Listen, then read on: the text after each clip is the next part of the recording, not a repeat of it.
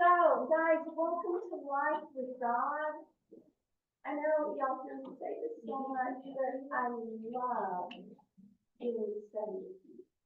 And y'all's passion to pursue God is real and inspiring, and I'm just honored to be Life with God. Honored. And so, listen, if y'all remember, and I'll try to make this short, we've been looking at attachment, right? And I think it's been pretty mind-blowing, right? And we've been learning that salvation is a new attachment. And remember, we talked about that if you go back into church history and what Jesus actually started, there was a separation of theology and psychology that was never meant to happen. Because if you go back to Genesis 2:7, when God formed Adam with the dust of the ground and breathed into his nostrils the breath of life, and he became a living flesh, which is a soul that has mind and will and emotions and passions and thoughts and feelings. We were designed with all those parts, which is why Jesus, when he's asked what is the first and greatest commandment, is going, I want you to love me with all of those parts. And guys, the restoration of what he's doing is he's restoring all of that imitation of what And so I've invited, you're going to love Emily Fadal. She is a beautiful counselor. She specializes in attachment. And God's been showing me that just Bible study and maybe just counseling and just small groups and all the stuff we do, guys, all of it is needed. It's just not one thing. And I see God pulling together the body of Christ with people running in their brain of what He's gifted them and distill them through the Holy Spirit to do. And we're seeing a greater effect on us coming to a whole person. Right? So that's what I wanted to bring in because she has got so much wisdom that I just do not know at all. And I want y'all to hear this from a psychological level. But I also want you to remember this isn't a sight thing, this isn't a neuro thing, this is a Jesus thing. The entire narrative, what he started, we were attached. There was detachment in the rebellion, and from Genesis 12 through the end of Revelation, he is restoring everything that he started. Like we're not getting something new, we're getting a return to that love. And so I feel like this is a deeper piece for y'all. And y'all are going to get this some amazing information. It's a lot of information, but I told Emily last night, I feel like around y'all every week. So y'all are so used to this, okay? But guys, you're going to get a lot of great information, and I want to pray that you hear this through the Holy Spirit.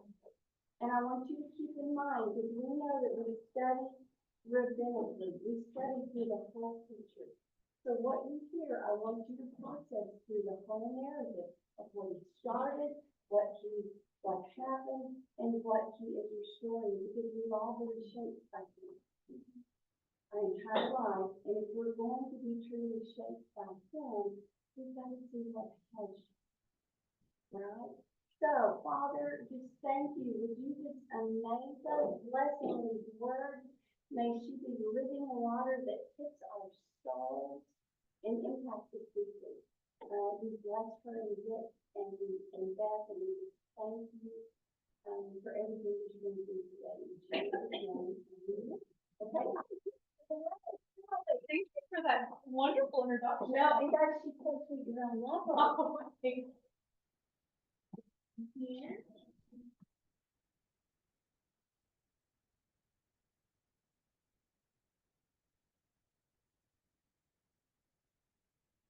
Right. I think I have this right. All right, so usually I walk around and I'm going to try to not move too much because I like your style too. So it's great to meet all of you. Thank you for coming today, for training. Appreciate your interest in this topic. And I'm a counselor, like Jamie said, and most of the clients that I work with have something that they need with regards to attachment. And so I do believe that all of us have something to learn for attachment. I hope that that becomes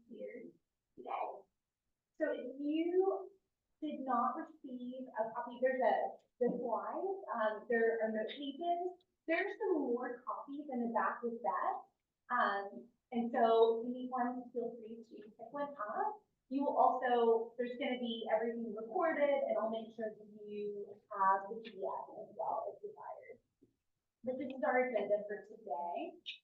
And we'll keep going until about, I think you said 10:25 or so, is that right? If you need a little more time, use it. I just want to allow some prayer and ministry time. 100%. I'm a big fan of that.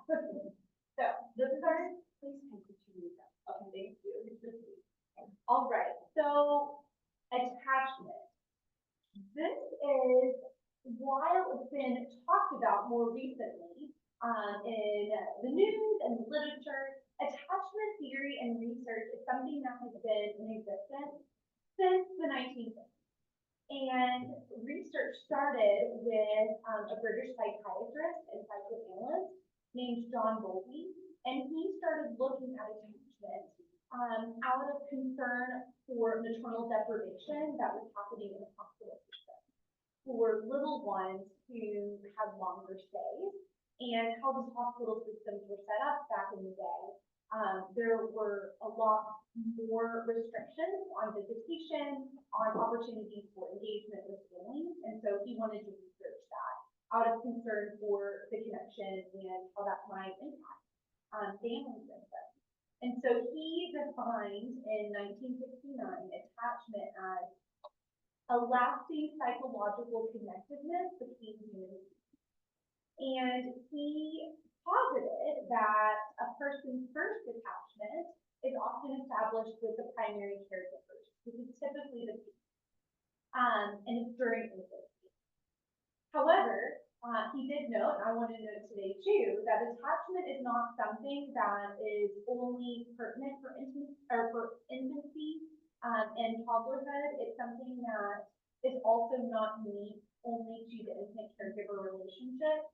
It can be present in a lot of social relationships across our life, and it is a lifespan model of development. There are 4 styles of attachment that we're going to talk about.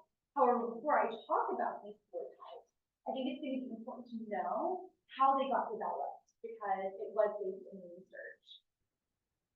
And it says here there are 2 dimensions to attachment: avoidance and anxiety. Again, we're going to come back to that in future slides, but for your awareness, there are 2 dimensions to attachment: understanding avoidance and anxiety, and also understanding how we see ourselves and how we see others.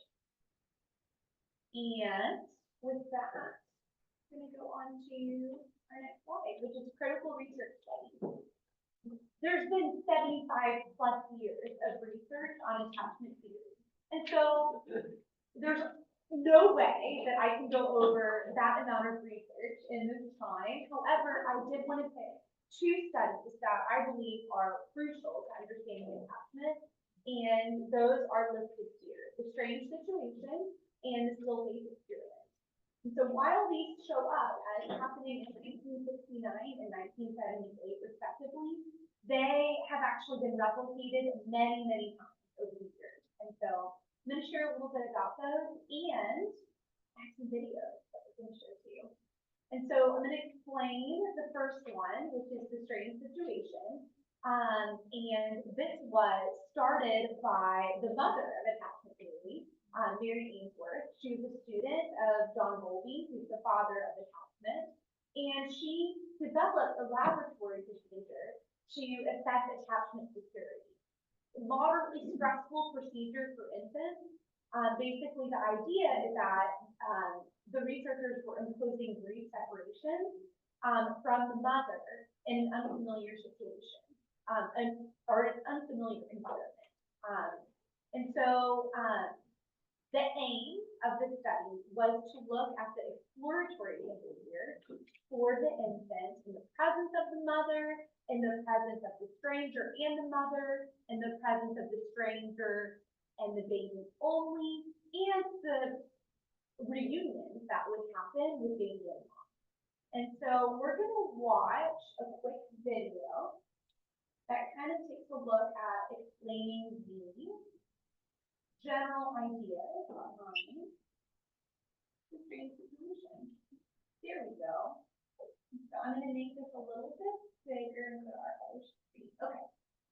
So we're not gonna watch this whole video, but I'm gonna let the video speak for itself.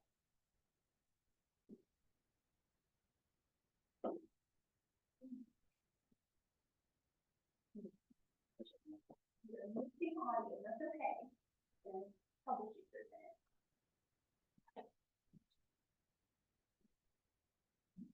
Glad you're here. Because technology is not my expertise. And Brittany was saying they're having trouble hearing. Oh, no. I'm glad we know this now. Yeah, is your mic on? Well, yeah, the little green light on. Here, I'll look. Well, that's probably part of the problem. Let me turn it down. Well, You've got good projection, because I was like, I feel like the mic is not working, but Vic said it sounded fine back there, so. Let me turn this back on. no, Sorry, guys. no.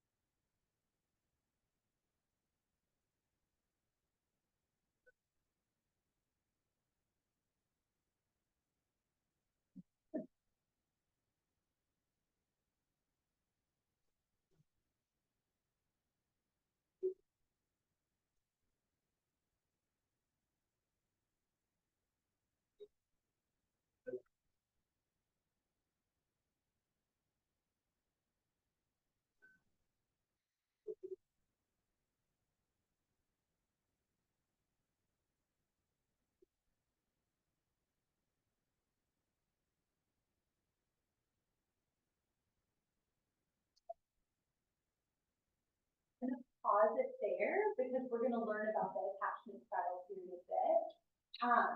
But I wanted y'all to hear from some of the researchers themselves what was involved in this very strange situation for infant and parent alike. I do want to also make note that a lot of the research that I'm going over, foundational research, is primarily with, oh, that's great. Now it's definitely working now. Was conducted with knowledge and their children. And since some of these studies, there's been a lot of replication with fathers as well. And so I'm not trying to single out anybody, and also I do need to do justice to the original studies by noting some other relationships. So there are a lot of different things that were looked at in this study. And I do want to note that while the infant's reaction reaction to the mother's two departures that happened in the study is important. It's actually not the most crucial observation that was found. The most crucial observation related to the two reasons for mother and baby. How do the mother and the child interact upon her return? And how does that interaction affect the infant?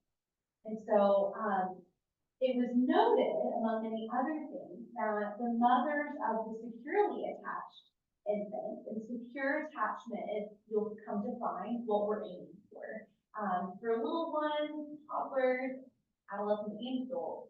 So the mothers of the securely attached infants were very attuned to their infant's responses. They displayed what we call sensitive responsiveness, which is a fancy term for being sensitive to the infant's unique signals and desires and rhythms. And so that can differ between children. So that's why I say the infant's unique desires and rhythms, being emotionally available, accepting, and so it's not only the physical presence of the mother that was important, it was also the emotional attunement. And so that was one study that I wanted to highlight. And then there's this other study that took this other study a step further. And this study was called the Still Face Experiment. And I am actually going to let the video kind of show and explain what the experiment was. And then I'm going to explain kind of what the results were. Sound good? Yes. One thing, Pat, can you get her to share her screen so that people on Zoom can see the video and see the slide? Oh, they don't see the slide. No, that's okay. This is good that we're discovering now. No. We're doing great. Actually, if it's any consolation, the videos didn't play last night. So the fact that they're playing today, that's great. Good.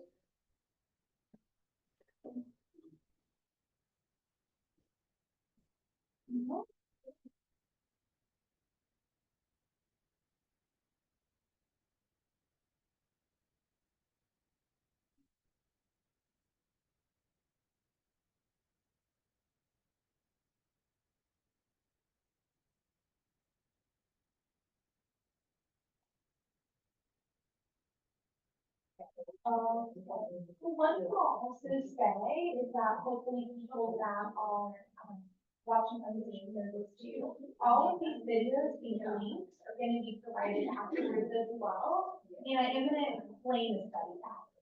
And so hopefully that's okay. No, that's okay. My apologies for people on Zoom, but the people who are here will be able to and so this is the Still Face experiment.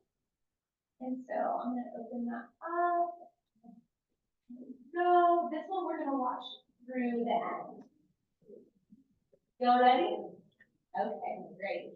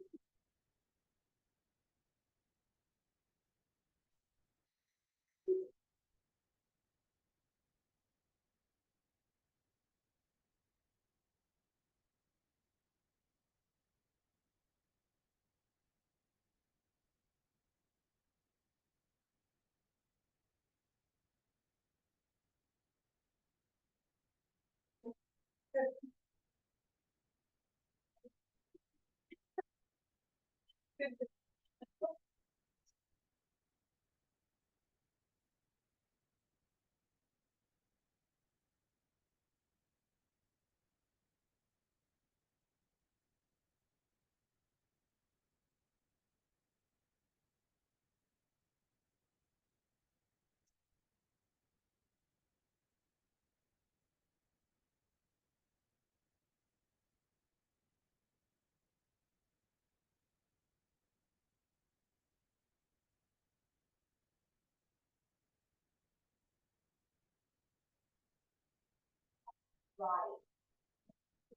here. Hey, Emily, real quick, just so you know, I'm gonna link the YouTube videos in the Zoom chat for the people on Zoom. So if you wanna tell them that, I don't know if they can hear me. Okay, great. So people who are on Zoom, you are going to receive the links in the Zoom chat. I'm assuming, is that right? Yes, And yes. so you'll be able to have access to them, not only later, but right after this talk. Thank you for that. Yeah, or while they're playing, they can Great. play them themselves on the That's computer. awesome. Yeah, that's awesome. So a little bit heartbreaking, the Stillface experiment in some ways. And so we're able to see in that video as one example, that the withdrawal of caregiver attention and responsiveness causes any infant acute distress or stress. By the way, that example was with a securely attached infant. They had clearly a good bond, right? You can see that very clearly before the Stillface happened. And caregiver attunement or lack thereof shapes development of attachment, they found as well. And so something that this study oftentimes makes people think about is, so one, worth noting that the infant, while there is this reunion, this reestablishment of trust and affection with the mom in that example, the babies typically are relatively wary, and it takes time for them to recover, even if they have a secure attachment. So what about if maternal attunement or parent attunement is absent on a regular basis, not just in the Stillface experiment? Or what if it's inconsistent? Sometimes there, sometimes not. And again, I'm not just talking about physical presence, I mean emotional attunement. That is ultimately going to affect a child's mental models of how relationships work and whether people can be trusted and there for them. And ultimately, those mental models eventually become what we call attachment styles as we get older. So mental models become attachment styles. And so you'll also notice that there's a very predictable process that an infant will go through that these studies demonstrated with separation distress. And so there's that protest initially, then there's kind of some despair, some wailing, and then ultimately a baby will become detached. And so we'll talk more about that later. It's very interesting to note that in this study, it wasn't just infants that demonstrated this. When they replicated the study with toddlers, not only did they find the same results, the results were much more intense. And so the toddler would work even harder at trying to gain the mother's attention using speech, waving objects, tugging at her. It was even more intense. And so again, the typical pattern of behavior that would happen would be this pattern of protest, where there's protest, there's a flood of emotion, and then turning away from the parent so as to not experience more emotional pain. So we're going to hold these studies in mind, in particular, as we talk more about the development of attachment. So I've already alluded to this, that development of attachment begins in infancy, the first 18 months of life. However, it is not fixed throughout the lifespan. And so while it develops first in early childhood, it continues to evolve and grow across the lifespan. And I think I've mentioned too that how primary caregivers, typically parents, act towards and meet their children's needs in that formative period form the foundations of how a child perceives and acts within close relationships in their life moving forward. And so the reason why this early childhood period of time is so critical is because a child is very dependent on caregivers and is going to be actively seeking comfort, reassurance, soothing, and really need physical and emotional care. And when there's misachievement on the part of caregivers, and it might not even be intentional, by the way, we're gonna talk about that too. Misachievement, sometimes can be overt, and sometimes it can be covert. That being said, an infant's not gonna know if it's overt or covert. What they're gonna know is my needs are not being met, and that's gonna set a template for how they see relationships and what they can come to know, to trust about the world. So I do want to also make note with attachment, the centrality of emotion. So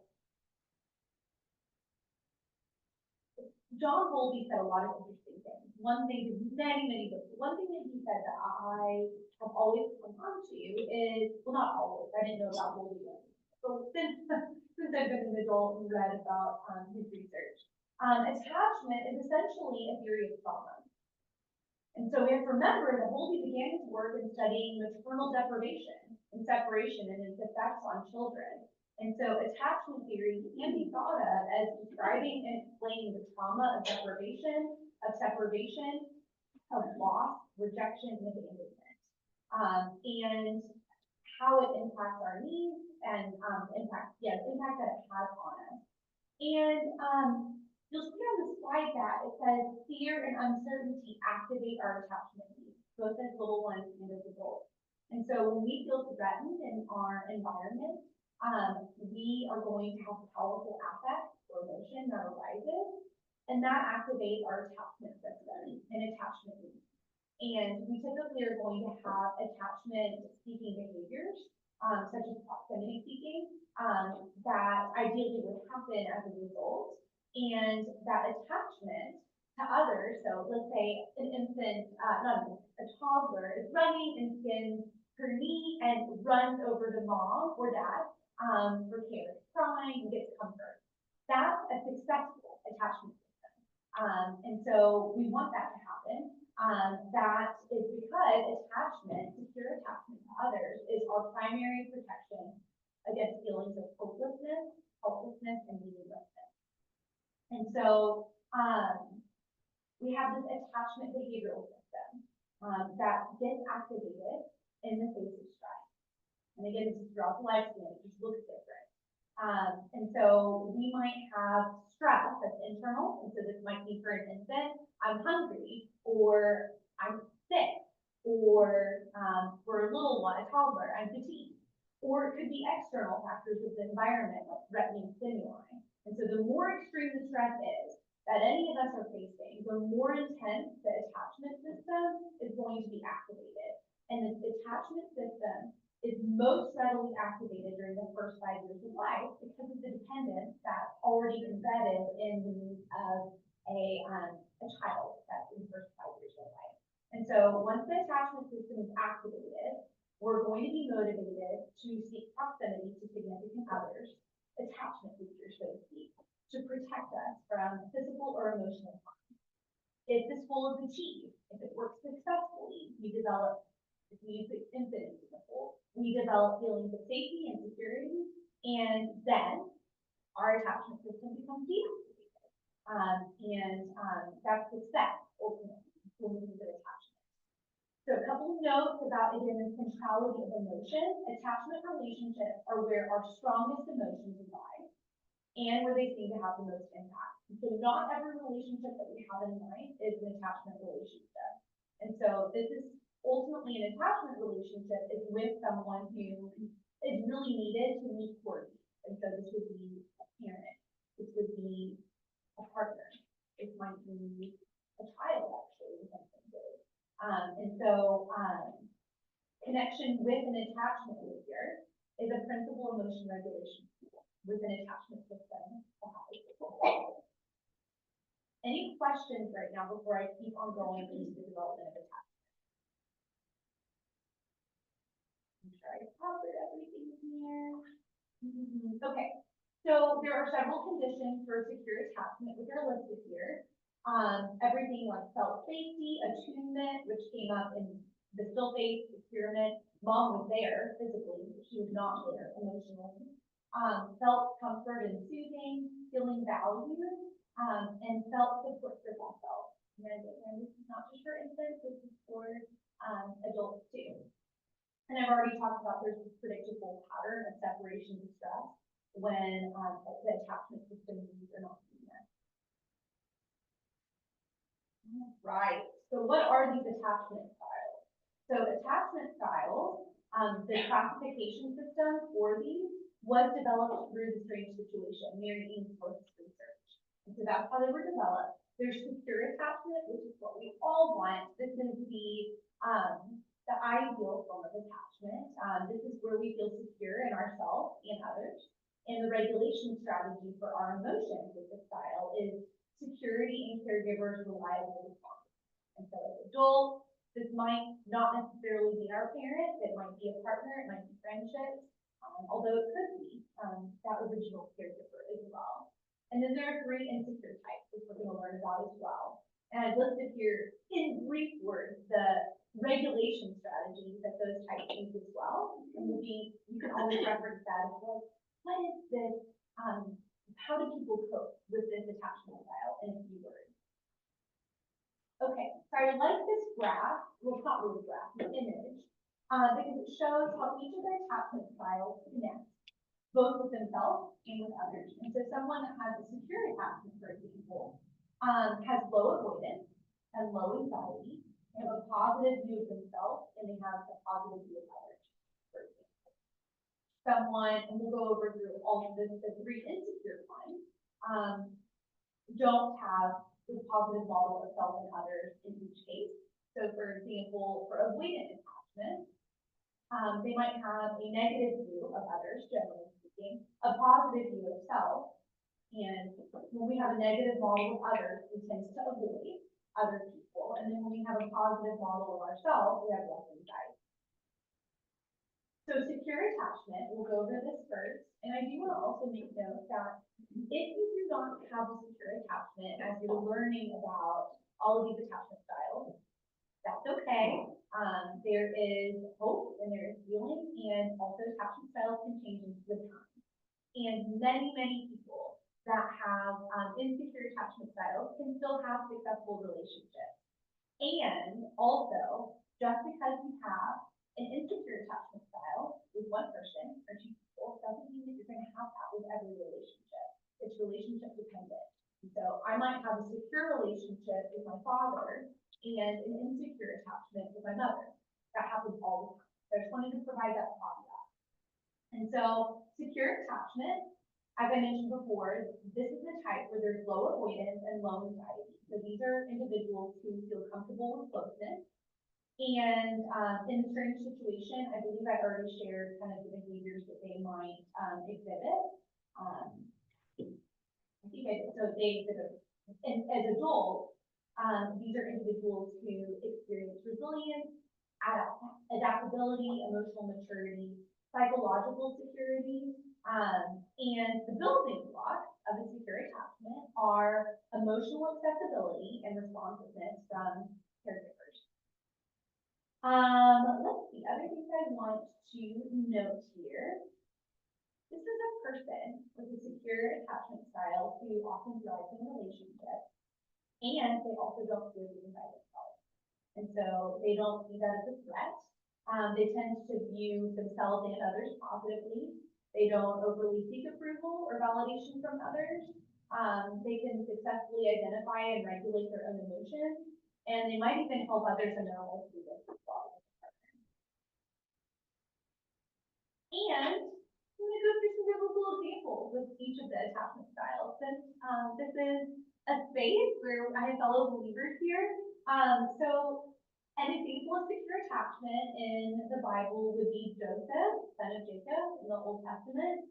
And so he maintained a strong connection with the Lord throughout many trials and tribulations, including maintaining healthy relationships with others in the world, and offering forgiveness to people who sold him into slavery, like his brothers, to people that he was enslaved to.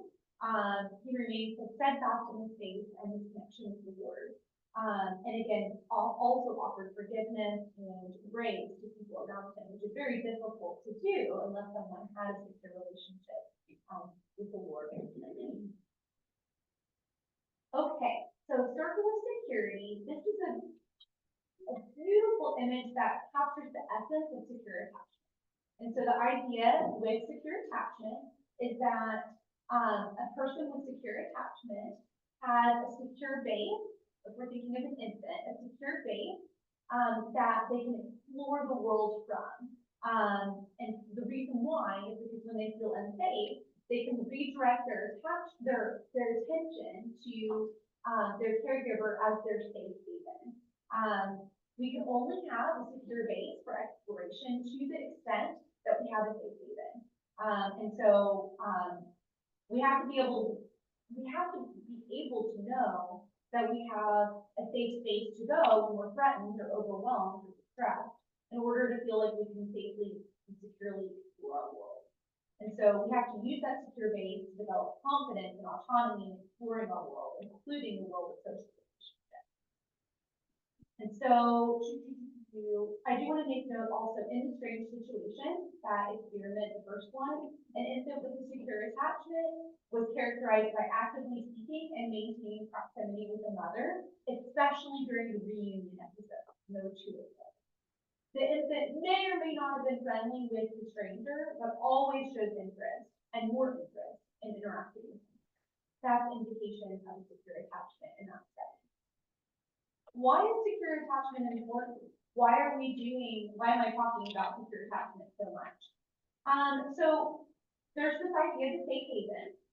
And so a secure attachment offers a safe haven in which the presence of an attachment figure, whether a parent or a spouse, a friend, provides comfort and security, and can calm our nervous system, ultimately, which can buffer against the effects of stress and uncertainty in life. And so in a sense, seeking proximity with such figures can not only promote our survival, also can promote our flourishing. Attachment that's secure also provides that secure base for exploration. And so we're going to be able to most accurately adapt, most appropriately adapt to our environment when we are able to encourage, when our secure base encourages exploration, and we have cognitive openness to new information.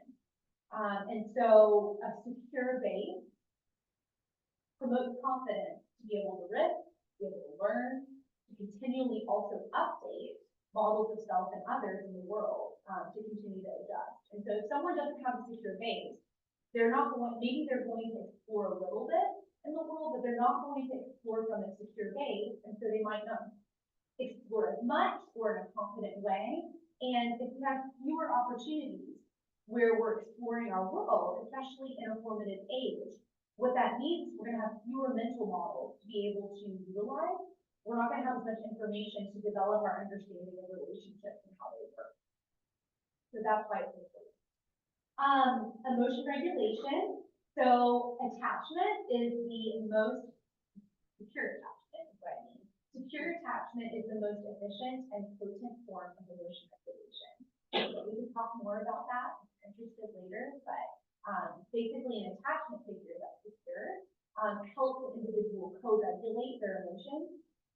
And this actually happens in adult relationships too. There's a reason why therapists or maybe friends too, if you are distressed and around maybe a partner, spouse, why they encourage maybe a hug before talking, if they're crying, and holding that hug for 10 seconds at a minimum, even if it can feel awkward, because that is such an efficient and potent form of connection and can co-regulate even without any word emotion. Doesn't mean it doesn't still need to be talking later, but the attachment system, once it's being taken care of, the attachment system is going to deactivate, and that means that there's going to be more space to have productive conversation. Internal working models, I've talked about this a little bit already, but internal working models are mental models of relationships and assumptions that we carry about people and relationships in the world. So when we have a secure attachment, we develop a working model of self that is worthy of love and connection, one that is confident, has self-efficacy, and believing that others are going to be responsive to our needs and dependable, worthy of trust. And so those kind of internal working models get developed with secure attachment. And also secure attachment promotes the ability to be able to stand back and to reflect on our own mental state as well as the mental states of others, which is what we call mentalizing. I could do a full talk on mentalizing, and short version is mentalizing is key to successful relationships. So, actually even more so for a lot of therapists will utilize mentalization-based treatment and family therapy for that reason. So any questions on any of that before we go through some of the institutions? Yes. What was the first word you said, this is mentalizing? Oh, yes, yes. The verb. Absolutely. Reducing mental state of others. Yes, it is. So short version is mentalizing is holding the mind in mind. And so mentalizing is when we are holding in mind our own mental state as well as the mental states of others. And so it can be similar to empathy. However, it adds an additional layer, which is being able to think about our own mental states as well, not only the ones of others, which is very key for us to be able to be self-aware, reflective, and be able to adapt ultimately. Does that make sense? Sorry, I was a little bit on that one. Any other thoughts or questions before we talk about avoidant attachment? Yes, we're doing great. Okay. So avoidant attachment or dismissing attachment. This is an individual who has high avoidance and low anxiety. So this is someone who has comfort with distance. And so in the strange situation, example, so for infants, this is going to be more likely for little ones who are responding to more constant rejection or perceived rejection. And they start, because of how constant it is, they begin to give up on seeking comfort from a rejected parent. And I'm going to give an example, a personal example of what this looks like because it's not always intentional for parents who do this. And so I try to, if people notice that they have an avoidant attachment style, and maybe they're thinking back on their caregiver relationships, or maybe their caregivers are too, or their parents. It's not always intentional. So for me, I have an avoidant attachment style, generally speaking. This is certainly a response to, for me with my mom. My mom was a wonderful parent, and she was very depressed and anxious for most of my life, including she had postpartum depression. And so separate topic is that, like with perinatal mood disorders and anxiety disorders, if you don't really get help with those oftentimes do carry over into longer speaking of life, and that can certainly be said for her. And so but I didn't know that when I was little. There's no way, I didn't have a model of what that meant or how that works. And when you're a little one, you take that personal, think it's something wrong with you, which is exceptionally painful. And so someone with this attachment style, if there's misattunement or lack of attunement from a caregiver in this example, you might learn how to not be a bother to the parent in order to maintain a relationship, some sort of connection. 98 years is some connection is better than nothing. And so if you're not really getting a whole lot, then what? You're funny. That's my husband. We'll have more conversations later. So the infant is left to manage the stress on their own. Emotion regulation the hard way. They believe their needs are going to be rejected or ignored. And so the ability to trust and depend on others is ruptured. And it continues to break down over time with every interaction that further reinforces that belief. And while people with this attachment style might not be seeking that out, if you have a mental model that that's what's going to happen, oftentimes there are going to be situations in which they find themselves where that continues to happen. Because how they start showing up is going to be in a way that is self-reliant, avoiding intimacy, fear of dependency, deactivating attachment needs, out of self-preservation and protection, because it is too painful for this type to actually have to confront and think about in some ways how painful that rejection is, that they develop defense mechanisms, if that makes sense. And so in the strange situation, that infant example, these are the babies that become relatively indifferent to becoming independent parents. They might give the appearance of being independent and exploring their environment, but they're actually not exploring from a truly secure base. They might actually be inwardly distressed, but they're managing out of their own, and they might not have obviously words to describe that distress, and so they might think that's normal because they have no models of anything otherwise. And so, okay, so generally speaking, avoidant style, they tend to have a positive self-view, and a negative one of others. They prefer to have a high level of independence and self-sufficiency. They tend to believe that they don't have to be in a relationship or friendship, perhaps, to feel complete. They do not want to depend on others, have others depend on them, or seek support or approval in social bonds. They may withdraw in a relationship where they feel like the other person is becoming too reliant on them. They may tend to hide or suppress their feelings in conflict when there's emotionally dense conversation. And I can certainly say from my own experience, this might be, for example, why when a lot of my friends in college and post-college in their 20s were getting married and moving into intimate relationships when it was just fine. Being on my own, I was totally happy being single. And, you know, I can say back then, I think I would have said, I know I would have said, no, I'm secure in Christ. Like, I don't need to be in a relationship. I don't need a man. And I think the very real fact is that, I mean, maybe I hope some of my relationship with the Lord was secure, and I think a lot of that was avoided too, because needing someone or feeling like you need someone in this style is actually quite good. So, I'm going to give a biblical example. So, two biblical examples actually. Admittedly, these insecure attachment styles, I'm going to share extreme examples from the Bible. Maybe the Lord did that intentionally. I'm not sure. But I'm not saying that if you have this attachment style, that these things are going to happen to you. So the first example would be Jonah. So Jonah, he tried to avoid God's command, literally by fleeing in the opposite direction of what the Lord was saying in Jonah 1 through 4.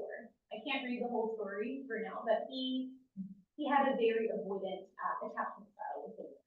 Another example would be King Saul, who actually exhibited avoidant attachment in some of his relationships with others as well. And so King Saul had a lot of difficulty trusting others, even family and close advisors. So he feared losing control. He avoided a relationship with David, even though David was very loyal and was trying to be very hopeful. He relied on his own judgment rather than seeking guidance or support from others, including a prophet Samuel. That story is listed in 1 Samuel 13.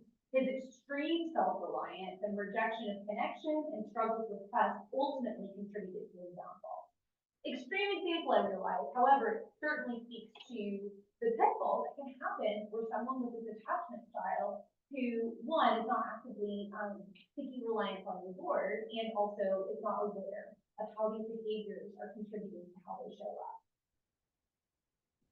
Okay, the next one is ambivalent/preoccupied attachment. This one can also be called anxious attachment, although I feel like anxious attachment, sometimes people get that confused with insecure, and so that's why I use ambivalent/preoccupied. A, because that's what the literature utilizes, and then B, sometimes people equate insecure with anxious, and that's confusing because there are three insecure types. And so, ambivalent/preoccupied. These are individuals who have low avoidance of others and high anxiety, and so anxious closeness. I listed here that this is the kick and cling form of attachment. And so in the strange situation experiment, these were the little ones who would, when the mother came back, would run over to the mother and anxiously cling to her and be wailing and crying her eyes out and not food, even in her presence. And so, they were highly activated. So there's hyperactivation of attachment with this type, turning up the dial on emotional distress to evoke a response. Unlike avoidant for children or people who deactivate as an adaptation. And so typically, whereas avoidant attachment tends to result from more persistent mistreatment, perhaps, from caregivers, it's more likely that someone with this type would be responding in this way because it's inconsistent responsiveness from a caregiver. So there's confusion, ambivalence about maybe I can seek them out, maybe not. And so that's why there might be this moving forward and also finding it quite distressing to be in their presence. And so these are individuals who have, generally speaking, a fear of abandonment or rejection. They may have some insecurity, feelings of longing, tend to seek validation in relationships. They tend to, not always, but tend to have a more negative self-view and a more positive view of others. These might be people who see their partner, they might say, this is literally my better half. That might be something that they would say. They deem themselves less worthy of love. Generally speaking, in comparison to other people, they might have a difficult time imagining living without their partner.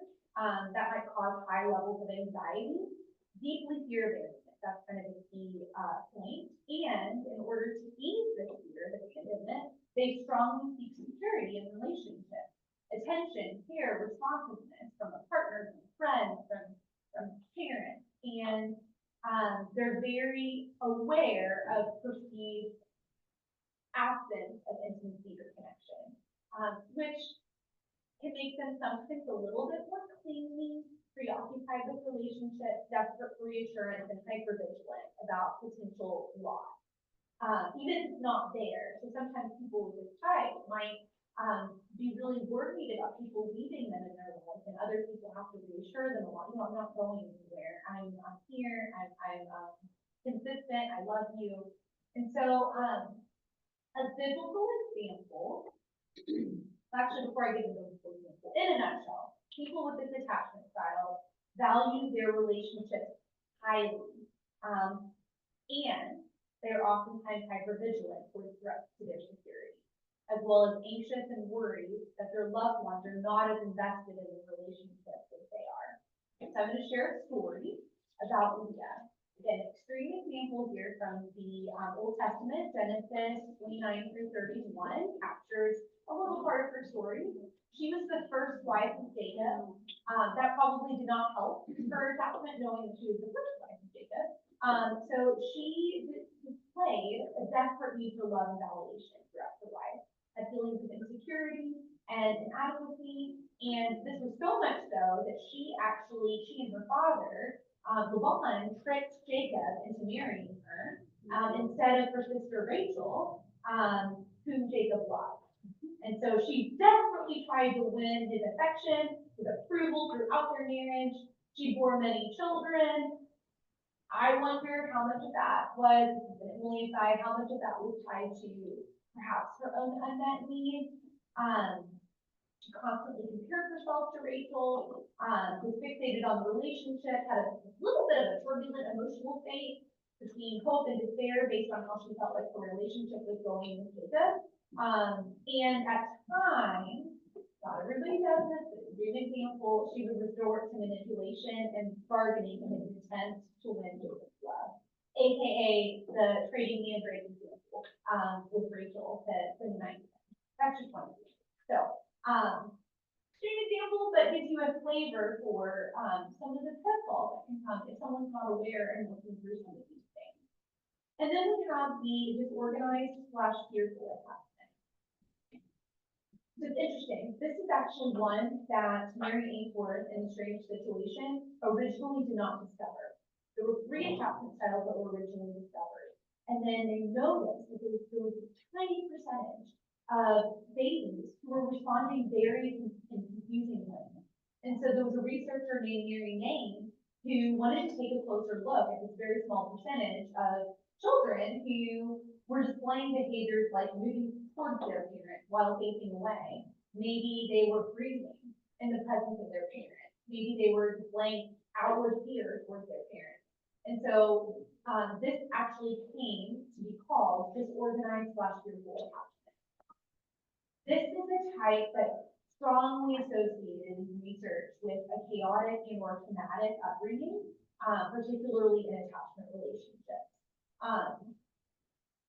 Yeah, almost all of the ones I can think of. Maybe there are exceptions. Most of the ones that I've seen in my practice have had some sort of attachment trauma that has happened. And I'll talk about attachment trauma here shortly and what are examples.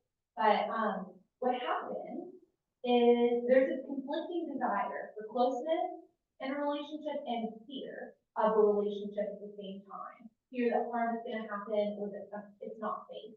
And so I'll give an example. So if there is a little one who is scared of their parent because maybe there's been abuse, maybe there's been neglect, those are overt signs of fright, or maybe they're seeing their parent be scared. That also can be scary. So for an infant, let's say if a mom, no fault of her own, has postpartum anxiety and depression and is displaying anxiety.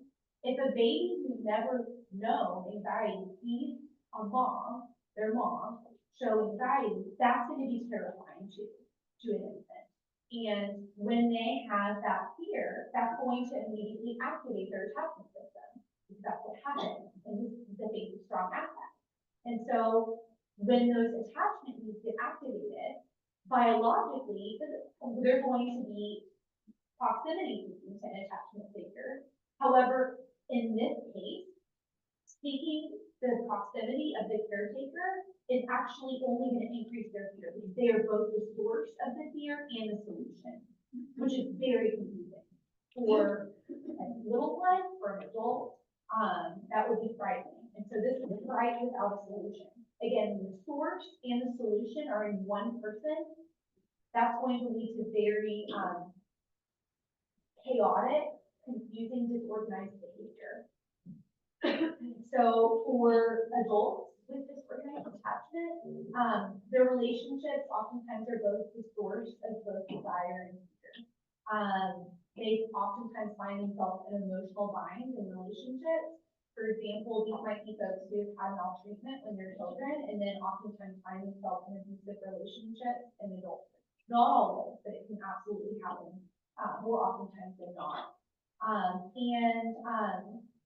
People with this attachment style oftentimes have a hard time identifying and regulating emotions. They tend to avoid strong emotions due to intense fear of being hurt.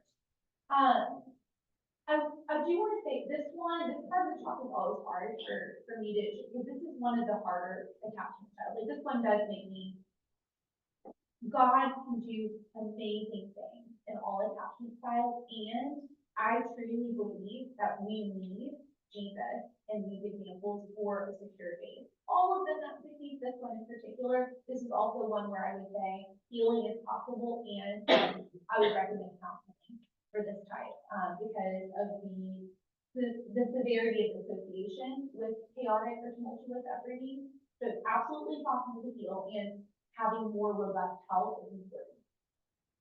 This is also one that I've seen in foster care children, I'll give an example. So one of my friends is a foster parent, and I'm a foster care sitter, and we were babysitting a little one, a 4-year-old, and he had, without giving details, obviously, a very traumatic, abusive, neglectful environment that he grew up in. And at 4 years old, again, this is a little one who's not had behavioral support, emotional support, treatment. He was not able to talk. He, when we were trying to play with him, was completely frozen. It was almost like he was looking, almost a dissociative state. It was almost like he was looking in a different world. And so that's an extreme example. However, that happens a lot in the foster care system as an example. And that's why individuals who are working with little ones or also teenagers in the foster care system are going to get a lot of training in trust-based interventions and attachment, so they're able to meet those needs. So an example would be Jacob in the Bible, I think. haven't talked to Jacob about this. But biblical example might be Jacob, who had a desire for a close relationship with his father Isaac and his wife Rachel, and struggled with fear of rejection in his closest relationship as well. He manipulated his brother Esau, deceived his father Isaac to obtain his brother's birthright. He had a lack of trust in relationships, and part of this was due to betrayal and deception. So, for example, with Leah, that was a betrayal trauma that happened. And so he had a lot of intense fear of getting hurt. And there were times in his relationship with the Lord too, where he was close with the Lord, and then a lot of times he was wrestling with the Lord too. And so these are characteristics that I would imagine would be showing up in this attachment style. All right, we're doing great on time. So attachment trauma, I've been alluding to this a couple times in the talk, and so I'm gonna demystify this a bit more. So attachment trauma is a form of relational trauma involving a severe disruption in the bond between a caregiver and their child, if we're thinking of development. Although this disruption can manifest in different ways, it typically involves the absence of healthy amounts of nurturing, of care, of reliable caregiving. And so this is why it's so closely, attachment trauma is so closely associated with the disorganized attachment style. I hope that makes sense. And so there are attachment trauma has two components that are listed on this slide. It has double meaning in that it refers both to the traumatic experiences in and of themselves in an attachment relationship. So again, not every relationship, but those core relationships that we need, that we rely on for emotional and physical needs. And it refers to the traumatic effects of such relationships, such experiences. And I already said disorganized style has the strongest association with attachment trauma. So what would be causes? Most common causes of attachment trauma. So there are overt causes and covert causes. So I'm not going to go over every single example, the ones that I see most often. So overt causes would be one, not obvious, but abuse, neglect by a caregiver, domestic violence in the home.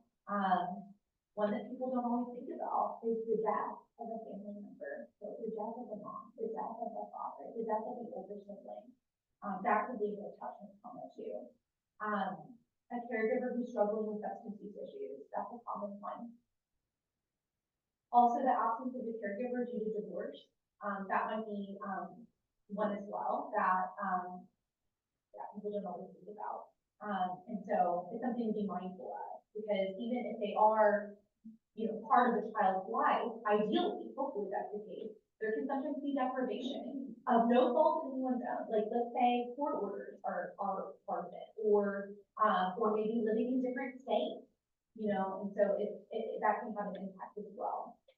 And then there are also some covert causes of attachment trauma. And so one of the examples that I already gave was the example in my own life about you have a caregiver who's emotionally unavailable due to their own mental health issues, or someone is a parent who has postpartum depression or anxiety, or maybe a physical condition, maybe it's a parent that has cancer, or some other serious physical illness.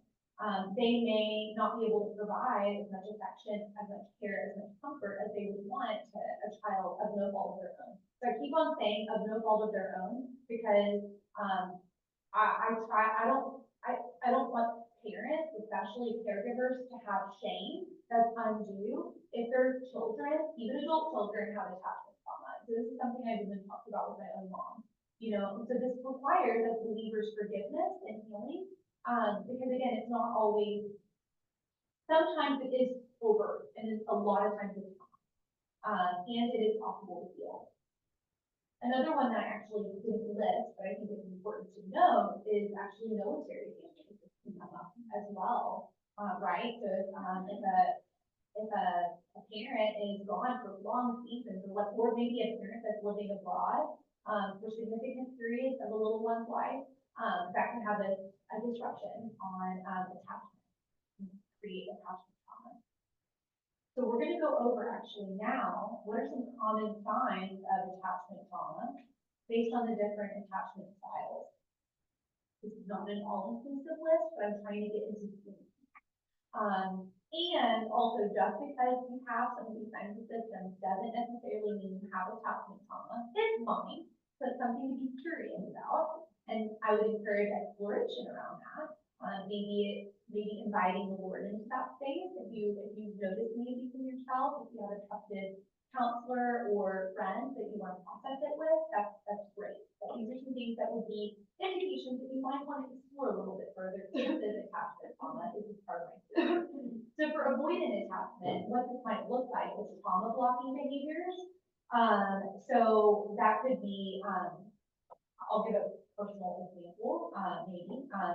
So I didn't really think about this until this talk, but avoidance of specific places, situations, or beliefs that are tied to trauma. And so for me, for a good amount of my adulthood, I was terrified of leaving, because so even approaching that idea was terrifying to me because of some of my own stuff, right? The fear that I was going to replicate that, because I also did the research on some of it that did help.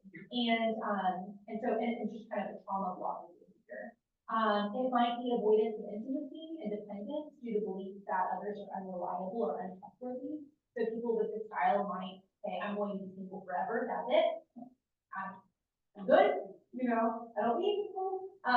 They might actually go into escapism with work or distraction. So this might be someone who is really, really good at their job, work, goes all over the country, and has no deep, abiding relationships with other believers.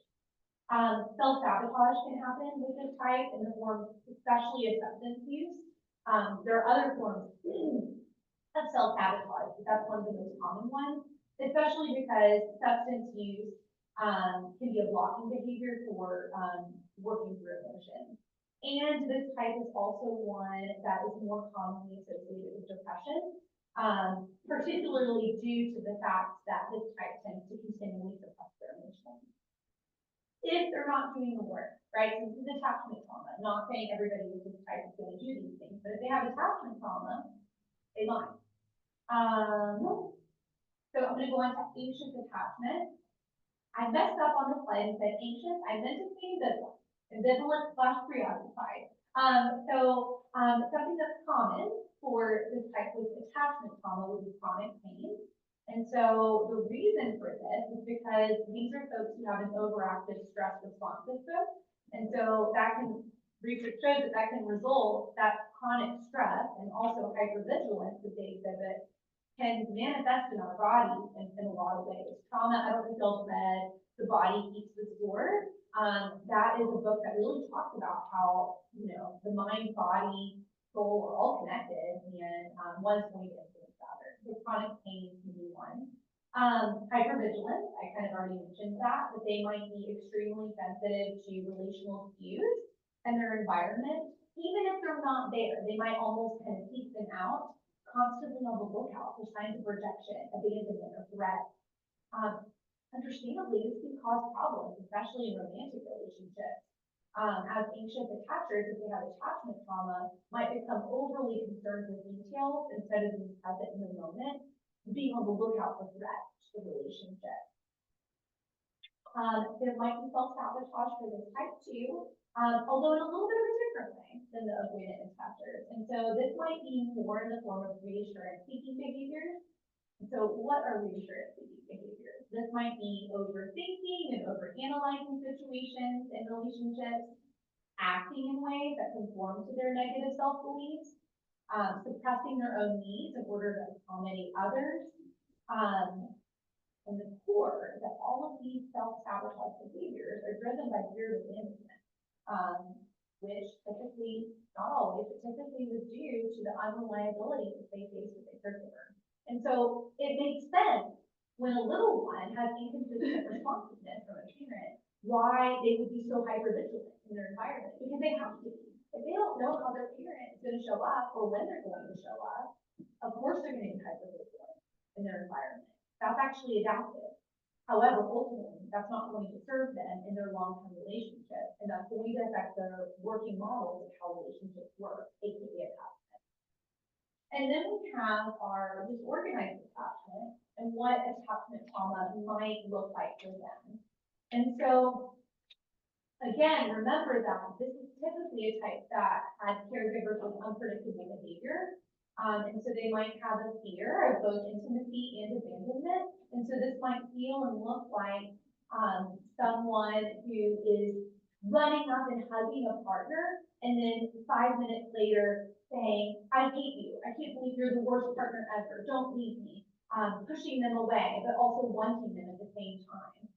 And so a lot of clients that I work with, not everyone, but a lot of clients that have borderline personality disorder, which PS, it's not a horrible diagnosis, it's one of my favorite people to work with, I love those clients, so, and there's a lot of hope for them, but they oftentimes have that simultaneous fear of intimacy and abandonment.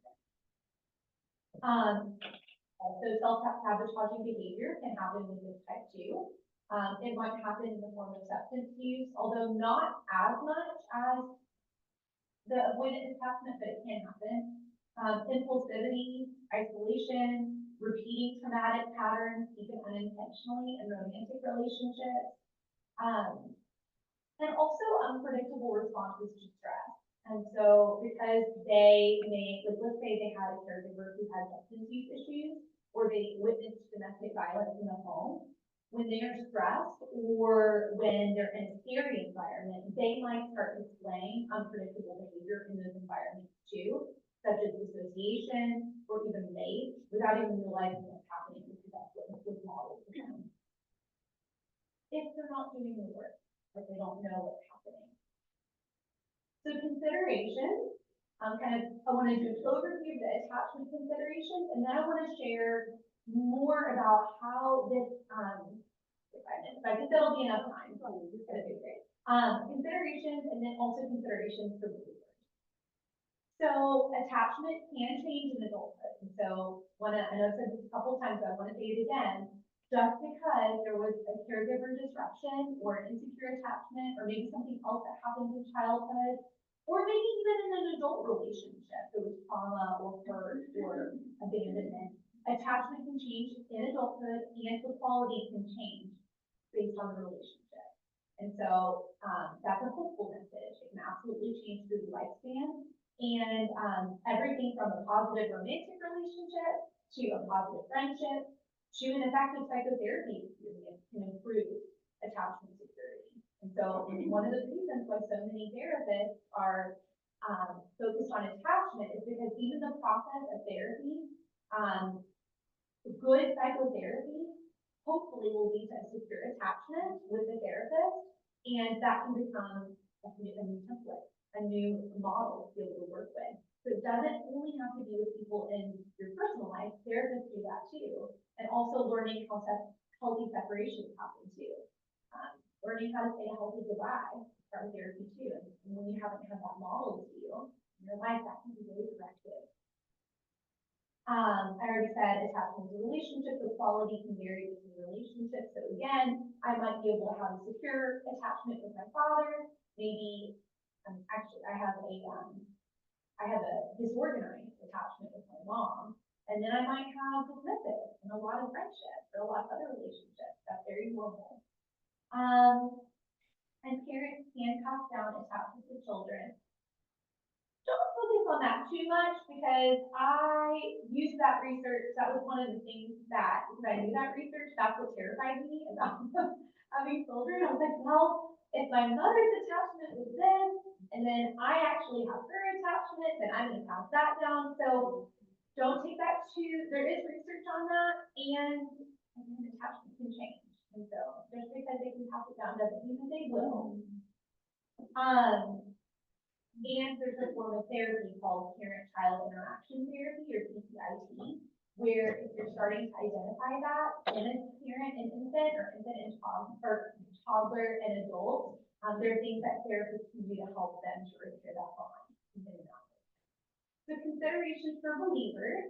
I know that y'all have been talking about attachment with Jamie already, and so I certainly don't want to repeat those things you said, but I'm going to provide a couple of reminders, I suppose, for considerations for us as believers. And so We have to ground attachment in the context of God's love and redemption.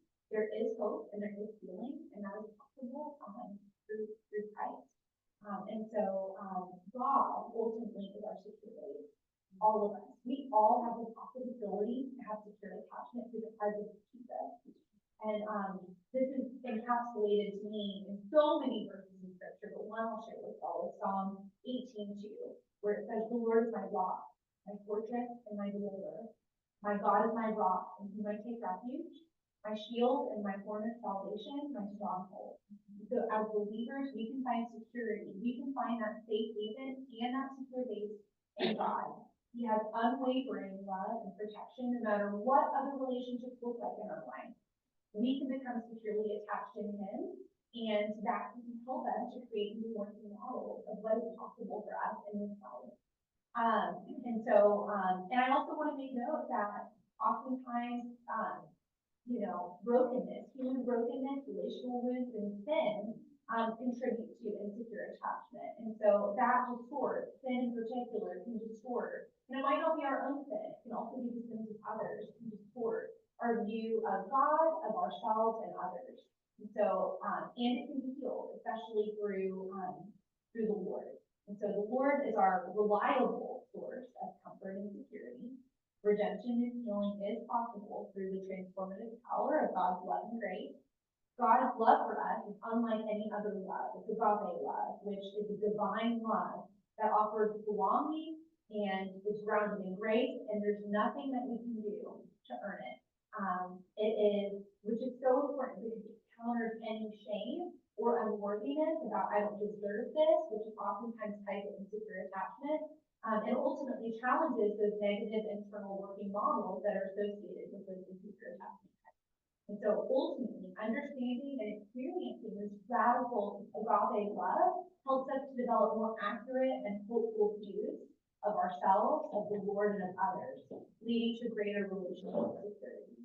And as we are developing more secure attachment with the Lord, we also, I believe, have an obligation to imitate this love, Christ's love, in our interactions with others, both as believers and non-believers, to help be conduit of secure attachment, relationships that are characterized by trust and reciprocity and emotional intimacy.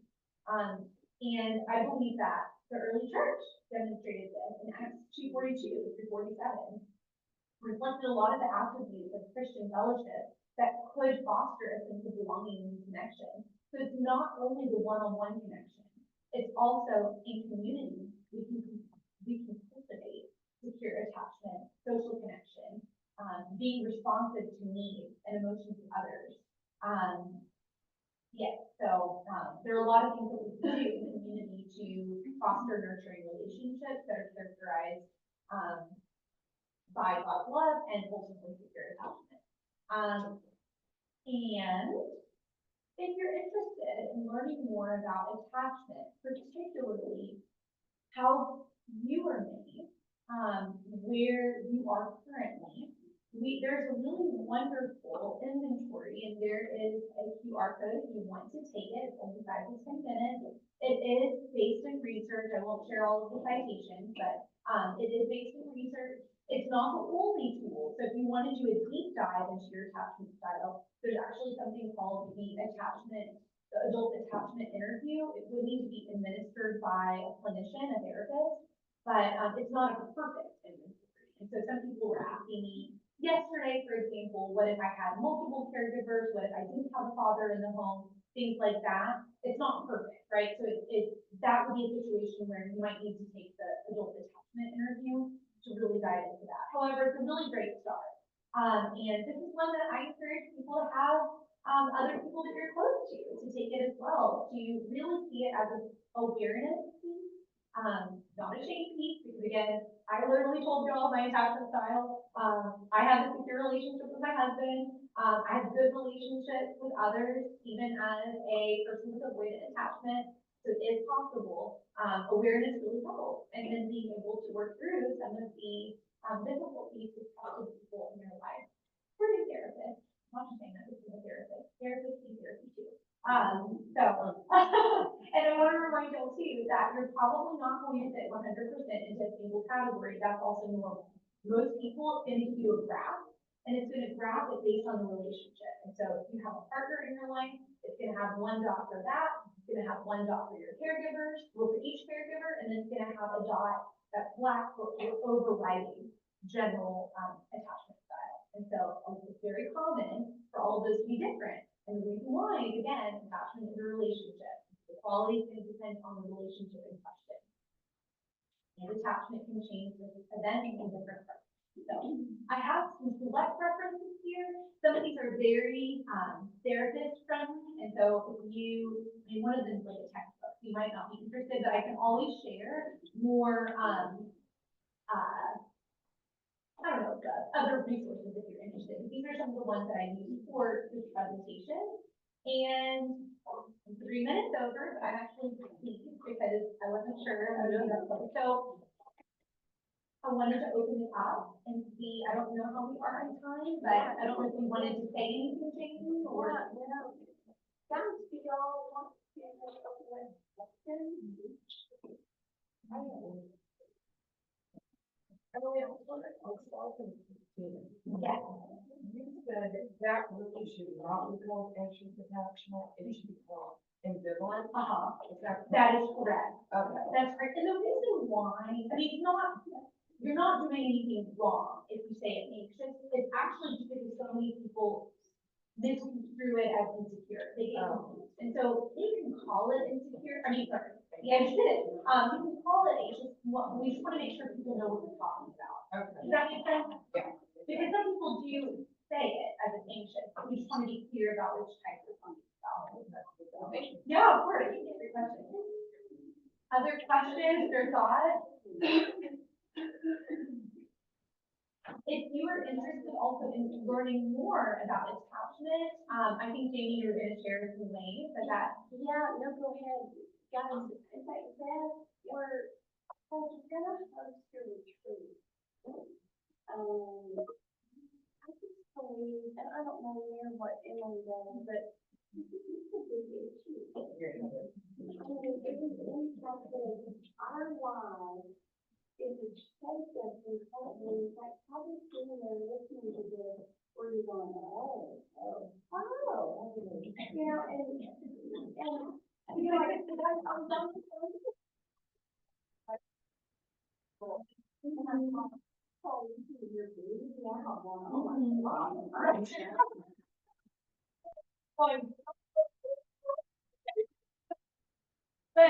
But I will tell you, some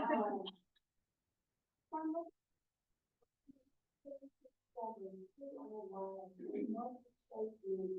have not been sometimes, there has been an invitation from God that was really interested, going, do you really want to follow me? Do you really want to be shaped into my image? Because he loves us too much to leave us where we don't have to. Yeah, and we're asking to them. I can turn it into the shame and guilt and oh my gosh, I don't measure up. But do you see that I'm detaching not only from myself, not reveal with how what I'm feeling, but I'm also detaching from him. Right? And the biblical authors are like, the scriptures are filled with attachment, and it starts with Bereshit of going, you don't even know I'm pursuing you. I have not even put man on the earth, but I want to partner with you, be in a relationship with you, and I'm going to put my life in you. We're going to be life together. You know, and so, I don't know about y'all, but I believe that this is a part of our formation if we will allow. And I feel like, you know, early on when Matthew is being called as Jesus, and he says, you want to follow me? And it's that Apotheosia that says, do you want to join me in moving on a journey? And Matthew says, yes. Right? And so he's verbally going, okay, I'm in. And that begins this new journey. And he started being spiritually born, all of them did. I'm learning to be with him. I'm learning to think like him. I'm learning to do the things that he did. And a lot of that, the ball is in our court.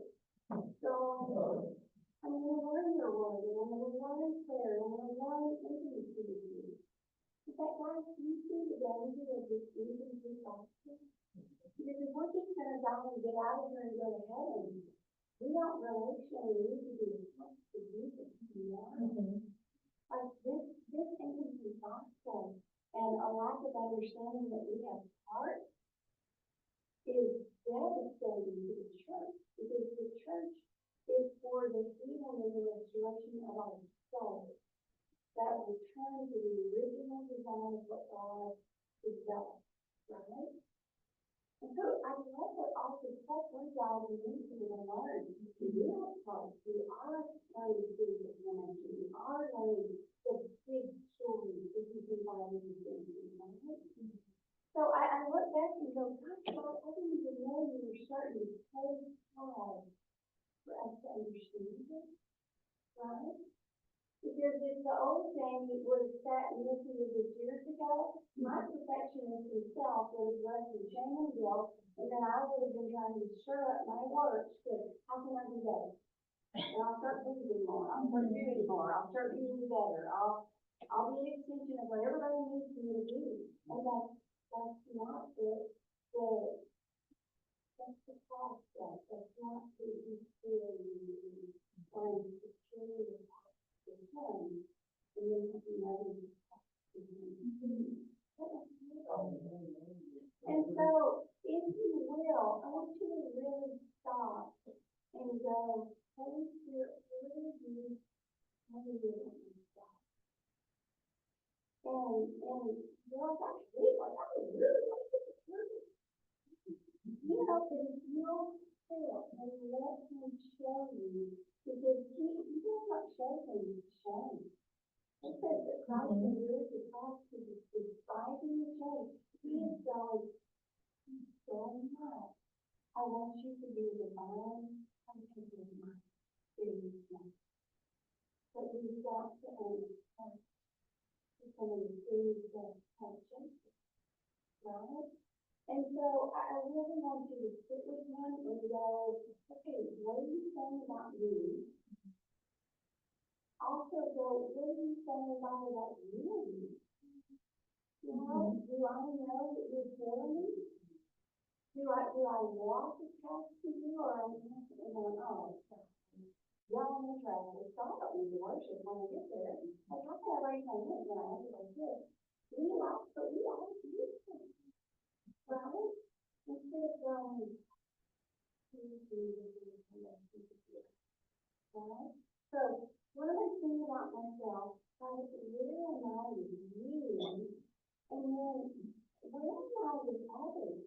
Because this gives me insight to how I deal with people and how people are interacting with me. I can learn to interact more, just more Christ-like with them and have compassion, because I'm going, oh, I understand what's going on. But I also, it gives me direction in how I'm engaging them. So I believe this is what the greatest commandments are: learn how to love me and learn how to love others. This is learning how to live So I don't want anybody to lose really now. I want, if you want to talk to me or Emily, I think it's a little bit important. You know, but I also lately manage a master with accounting in the area. We've got over 100 million counselors that I can match you up with by the wide ministry. Yeah, wide ministry. Right, and so let's tap into every resource we need, because we want to be formed in God. We want to open the anything that people want. And if there's just anything that we can help with, and then I started to talk about that, but guys, we're doing a retreat, and we've got a QR code if you're interested and you want to sign up, because a lot of this stuff, you just can't throw it out in class and then go home and leave it out, right? This said, oh. And then in community and with teaching and counseling and what I'm excited and praying that Emily and I can do, this best vision is you get a great counselor that can see what's going on in you and connect you with God to show you who you really are. And we need a teacher who is strong. This is the truth. Right? So you cannot be restored. Right? And so that's what we're hoping to do. And if you want to stay alive, then you need empathy. You need times where you're not losing your mind, you're just playing, you do all the errands. As this retreat does come, it does sit down and learn. You know what you're saying. And then just sit in grace and God is hearing that. You tell me about myself, like, what are you experiencing? What did you learn? What's God saying to you? Right, we learn like this. Right? So we need all these things. So we're just trying to provide that to girls, apprentices in Jesus. That's what we're doing. Right? So, okay, did I talk too much? No, and if you're, that's the QR code right there for the retreat part. The attachment one, the attachment to refer is in your packet. I can put it up there again too. Was there anything else Dick or Beth that y'all wanted to say too? No, I don't know what I'm going to say. It's good that, you know, Jamie and I had this vision to, she talked so much about how she's been all these years, you know, pointing to us, I've been studying under her for 13 years now.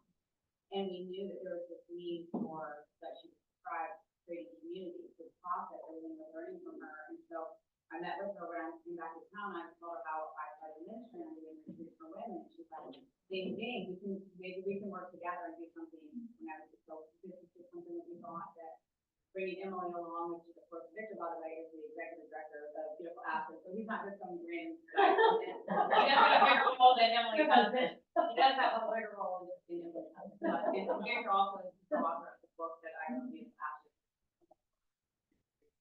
And it's so interesting, we wrote the book back in 2021 and just watching God work through that and realizing so much of the things that I had, and I'm talking about my restoration that we talk about doing, was because of the time I spent getting that stuff up and out and understanding myself, understanding my attachment.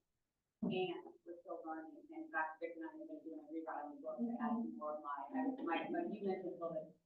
And I'm all the time with workers, if you guys are familiar, she talks about having her therapist and her theologian. Well, there's my therapist and there's my theologian. What do you say? I bring the issues. So I bring the issues, but I'm not afraid to go forward with them. And I even discovered something again to Emily talked about myself. And this is why we're always a work in progress and we're always growing. And I do know that one of my attachment styles, particularly with men, is the anxious, right? Or and then like and I'm unaware of that. And I have very healthy relationships with, you know, my mother, my sister, and both my sisters. Areas I'm very well aware of, but I was not aware of until just last night. But that, oh my gosh, I am anxious. I look at him like the same way I would another male, right? You really have me on fight. You really have me. You really see me. And you're cry out with him. You're not just so verifying that he's going to leave you. He cannot really take care of you. I've had men that does not take care of me, right? From my father on. So I thought, oh my gosh, there's my work. Is to learn how to truly attach him. Because then that will change how I attach out here, especially in the area that I struggle. So thank you, Emily. It's continuing to enlighten me. So that's the whole of the retreat, so you guys can get enlightened. Sure, we'll let him out. I was just sitting there thinking, too, I don't know how many of our parents, but like, when I'm reading a lot of this stuff, I was that anxious, ambivalent guy, and the relationship that I have with my father is seriously influenced the relationship that I have with God.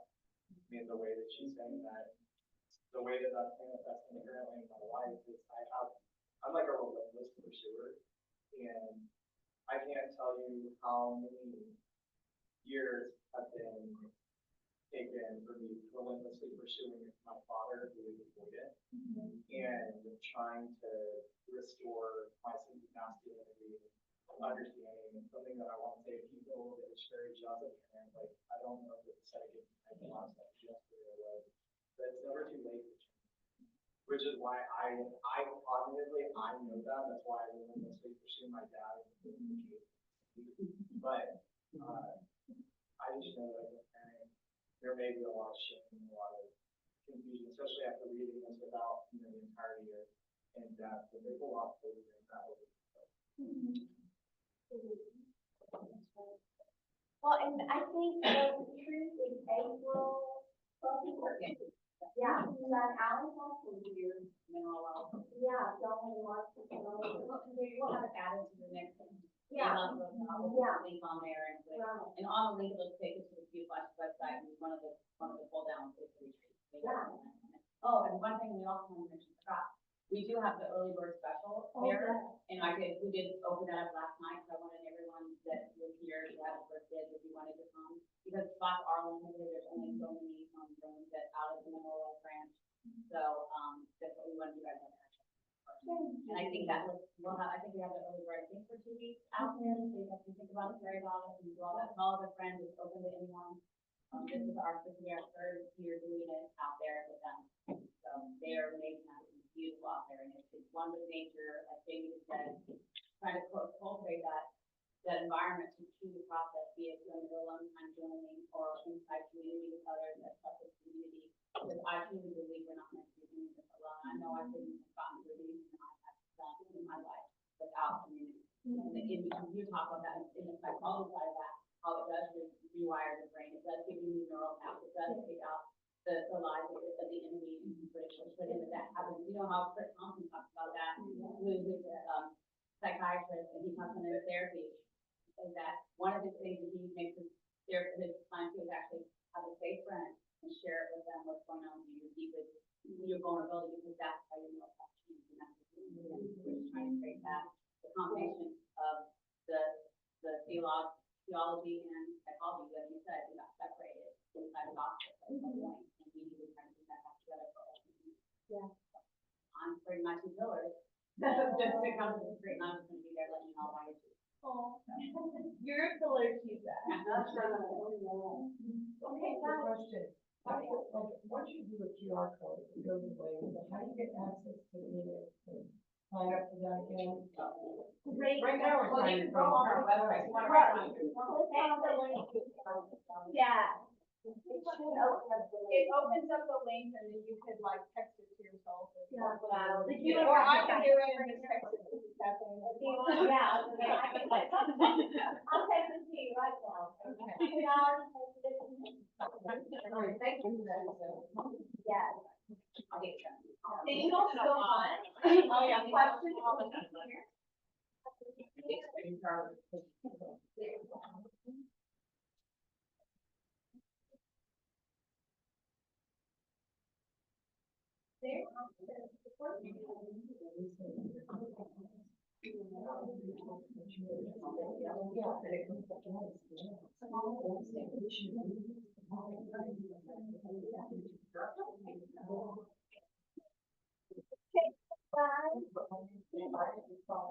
Yes. Okay, thoughts, comments? Oh, I thought it was excellent. You know what, it's so much hard to respond. Yes, yes. Why you respond a certain way or why something, like, you just wonder about it. Well, and is psychology and theology will be separated. Okay?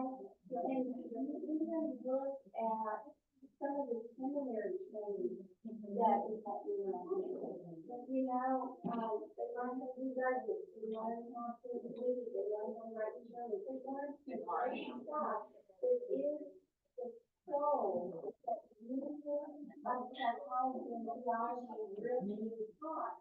Because say, for example, say that I've got a person who's coming in and they're sitting with me and they're going, you know what, I'm so mad at my husband that I just get in the car and drive off. Okay? And, okay, pastorally, if I I don't understand this, and I don't know what drives them and what is the reason that's behind that behavior, then I start giving them rules and if you think of what others like to shout, and you want to do this, and Right. that's really not being a good line to go. And you know what I do? I put them under shame and guilt and rude. Right. And they go home and they try and make it fun. Right. And I have not ministered to the problem at all. And then you see that playing out of people that go, oh my gosh, you're trying to get help from the church, and nothing works, and so I just won't go to church anymore. Yep. And then you've got pastors that go, oh, well, people are doing, I'm burned out, I think I'm not going to work in church anymore. Yeah, and so you see some of the people that we're seeing every day. And so I just think that the future is so big. As moms, as wives, as grandmothers, how to really understand. Right, yes. Well, I'm gonna tell Emily, and her negative about, so I'm so grateful that I cannot tell you how life-changing was the information you gave. I knew Praise God. I was in the passion, and the passion of ages when we had consciousness. Yes. And then I've heard recent buzzword in the passion of passion song, but you open, I asked her, I could not write that. I can't see the little writing. Oh, no. But I'm telling you, I saw my husband, dad, my brother. Now, did I put Diane? Not yet, because I was like, oh, dear, I think that was me. You know, like, I wanted to process. Absolutely. But years ago, all of them are healing. Yes. But years ago, even at Gateway, 10 years ago, it was sit and listen to God and see what he's gonna say to you. And I could tell by what the answer was of the person that my partner would give me. Yeah. That's not right. And it's because of what you taught, I believe that in listening memory, which goes back so far, which is back to this attachment thing. Yes. And if it's off, you're hearing God through the wrong lens, and that's selective God. Yes. So it's like the things has come together. I'm so excited. I was here. I can't wait to see what God wants to do with it. You know. Wow. Thank you for sharing everything. No. Yeah. And I want to say this, because I'm an only girl with 5 older brothers. So it's where sometimes a couple of my brothers, like, we're together, but then there's a couple of them that's like, they're like, how did we all come from the same parents, eat the same meal, have the same discipline, and because we're apart. But you brought something to light too, because you said, you know, sometimes moms are at a different place with a different child. Yes. You know what I mean? Yes. When my mom had me, and she had, so she may have been in different. Yes. Different things going on. Different things going on, like you say, could have been having some postpartum. Yes. And so, now it just opens up a different world. Like Jamie said, having more grace, because maybe one sibling got a little bit more discipline than Yes. the others, because maybe, you know, I don't know. Yes. But it just, it's endless. It's like, it opens a world. Yeah. Like David said, you gotta have grace with people, because if you don't, you just kind of go, you know. That's so true. And grace with yourself. Why aren't you like us? Because we think this way, and we, you know, mom, dad raised us, and why are you over there thinking that way? And Yes.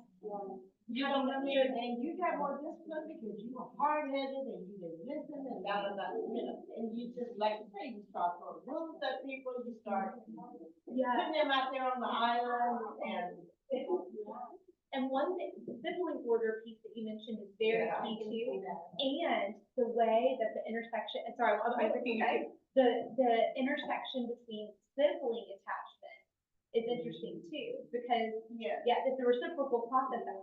I imagine, you said you're the youngest? I'm the youngest and the only girl, so I was like, Uh-huh. oh, So that's, yeah, that's very interesting. So I imagine that, yeah, your sibling attachment stuff, their attachment also probably influenced you as well.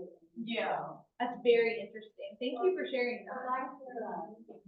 Oh, you were gonna ask this question? Or lack thereof. Oh, right, or lack thereof. Yeah. Yeah, We're because- only, right, we're Oh, only there you children, go. so Yeah, it's absolutely. really, oh, Yes, that's very true. that changes, but surely when you were talking, like, these implicit memories that Diane, I mean, this is just, I cannot explain to you how learning about this has like just radically, like just opened up like a wide door of all this stuff that I'm like, I've been preaching myself, like, what's wrong with me? Because I fall into the like 4% category of disorganized attachment kind of stuff. And like, we're learning stuff in the, like, we are receiving this stuff in the room. I mean, that's like how far it goes back. I mean, it's not just like when we come out of the birth canal and then we start living our lives. It's like, what is going on in our mom's lives? Right. And how she is responding to her Right. husband or lack thereof and like the world around her. And we are like receiving all of that neural feedback and we absorb it. And then like, Dan Siegel has this like really amazing quote. Oh my gosh, that I was listening and like, and I will put it in the email because y'all are gonna be like, this is like, it's something that you just have to read over and over because it's just really awesome. But, he was one of the videos that she Yeah, had. sorry to do No, that. no, it's I all love it. good, like, he's like Mr. Attachment Man, I think, I don't know, but, Especially with disorganized attachment. yes, yes, so maybe that's why I relate to it so well. So he said that what's crucial to understand about implicit memory is that implicit memory causes us to form expectations about the way the world works based on our previous experiences. And I feel like I've heard this in class before. I'm so sorry I'm repeating myself, but it bears repeating. I feel like implicit memory creates something called priming, in which the brain readies itself to respond in a certain way. The brain is an anticipation machine that shapes ongoing perception by what it automatically expects based on the priming experience. And I had this radical, like, free moment because of learning about this in my home. Because I am a generation changer, like this is what my husband are trying to do, and it is crazy town all the time, because when you were standing in the gap, like you were holding back the past and trying to clear the future, and I react, like these things happen to me because I react from my past, and then I do that to my children, and I see what it does to them, and I'm just like, oh my gosh, and so I fall into your category of like, do I want to have kids? I mean, I'm 16 years in, so clearly I said yes. I really didn't want to, but I'm so thankful that I did. But there was this thing that happened where like we got this hamsters during COVID, and one of them got out, we couldn't find it, and like I went into this mode from my childhood that I had to do with my mom, because she was just so like disengaged and like couldn't like be an adult. And so we had this whole role reversal thing going. And I just like, there was this crisis with my grandmother where she was collapsed on the floor and like we needed to dial 911. My mom just fell apart and I'm like a very young child. I'm like, we gotta call 911. She was doing nothing, all this stuff. And like because I learned about this, I realized in this moment, like where I became this like militant, like we gotta find this hamster, and like I went into this like we've gotta solve this problem thing that I beat myself up against like over and over, like, oh, you're a terrible parent, like what are you doing to your children? See, you shouldn't have had these kids, blah blah blah blah. Like all that narrative is the Lord just freed me from, because he was like, this is why you did this. Yeah. It is okay. So he rewrites, when we do this work, he rewrites our story. Yes. I mean, he rewrites it. And it is awesome. And it is painful. It's hard to break out of it. Yes, sure. Or like it's I don't know. But like he rewrites our story. Like the whole world needs this stuff. Like, oh my gosh, if I could get up on a mountaintop and just like whole world, like, this is what we need, because like, it is so free, it's so free. It's hard, like, it's not for the faint of heart, because I'm in my closet, like, gushing out buckets of tears and ugly crying and snot, but like, it heals. Thank you for Because sharing. God heals. That's, I mean, that is the reality. That's That is the reality. That's so true. And what a beautiful testimony too. Yeah. Showing that like the work, it is worth putting in the work. It is. And like truly there is hope for any of these styles. Like, Yes. yes. Right. And And it I can- got the worst style, so there really is, there is hope. There's definitely And then, you know, as you work and you think through your own stuff, and what I'm looking at now is, I always really had the feeling that for the mother who was so detached. So now I'm looking at her, and like, oh, she's taking on. And all of a sudden, I have to embrace for how bad of a mother she was, but it was a natural grace for me. Yeah, amen. Yeah, so I'm like, oh, no, oh, I see, Yeah. her attachment style is so good. Yeah, it does hold compassion and grace and others. Oh, yeah. yes, And that totally way does. That's really good. It totally does. Thank you so much for Thank sharing. you for driving up from Houston. Oh, my yeah. goodness, like, Oh, you're so, of course, my pleasure and honor. I used to go back to my husband from Houston, so I understand that, like, that drive from here to there is, yeah, so thank you. Oh my. And thank you to Vic, wherever he is, thank you. He was my drive. Okay, well,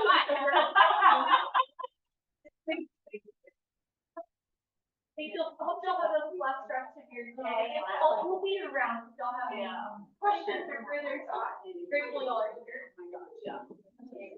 I understand you.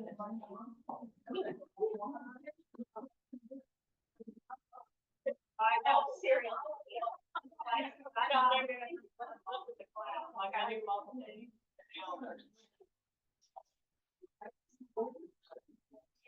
Yeah. Yeah.